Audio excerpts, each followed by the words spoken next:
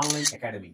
ఈ వీడియోలో మనం 26-27 బడ్జెట్ యొక్క మొత్తం విలువ ఎంత అనే దాని గురించి మాట్లాడుకోబోతున్నాం. ఒక సంవత్సరానికి 26-27 అనే సంవత్సరానికి 53 లక్షల కోట్ల బడ్జెట్ ని నిర్మలా సీతారామన్ గారు ప్రవేశపెట్టడం జరిగింది. మరి ఇక్కడ ఈ 53 లక్షల కోట్లు నిజంగానే ఆదాయమా? అందులో ఏమన్నా డెట్ అంటే రుణాలు ఉన్నాయా అంటే ఆన్సర్ ఉన్నాయి. మరి ఎంత మేర రుణాలు ఉన్నాయి ఒక సంవత్సరానికి అనే నంబర్ వింటే మీరు ఆశ్చర్యపోతారు. 17 అంటే 17 lakh crore రూపీస్ భారత ప్రభుత్వం 26-27 బడ్జెట్ కి రుణాల రూపంలో సమకూర్చుకోబోతుంది. ఈ రుణాలు ఏవైతే సమకూర్చుకుంటున్నామో అవి తీర్చాల్సినటువంటి బాధ్యత మీపైన మనపైన ఉన్నది.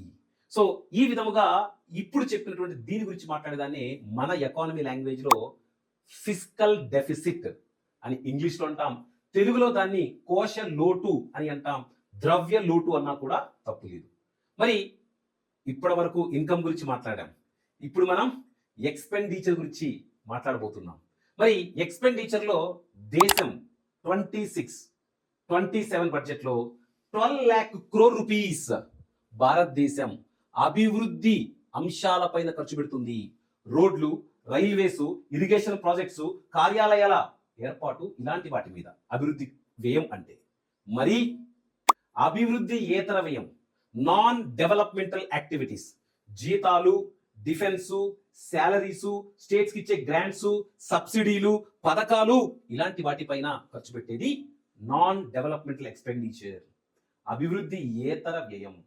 మరి ఇక్కడ అభివృద్ధి ఏతర వ్యయం 41 లక్షల కోట్లు ఉన్నది. 41 lakh crores non developmental expenditure ఉన్నది. తద్వారానే భారతదేశంలో అనేక ప్రాంతాలలో రోడ్ల నిర్మాణం కానీ, కాలువల ఏర్పాటు కానీ, పార్కుల ఏర్పాటు కానీ, నగర సుందరీకరణ కానీ, లేదా ఇతరత్ర అభివృద్ధి కార్యక్రమాలు, చెరువుల పూడిక కానీ, లేకపోతే ఇరిగేషన్ ప్రాజెక్టుల ఏర్పాటు కానీ డబ్బు లేకుండా పోతుంది. ఎందుకంటే చాలా దేశానికి వచ్చే ఆదాయంలో ఎక్కువ శాతం మనము అభివృద్ధి కాకుండా ఖర్చు పెట్టడం జరుగుతుంది. ఇది మంచి సూచికేనా? అంటే ఇది దేశాన్ని ముందుకు తీసుకెళ్తుందా లేదా కింద కామెంట్ రూపంలో తెలియచేయండి.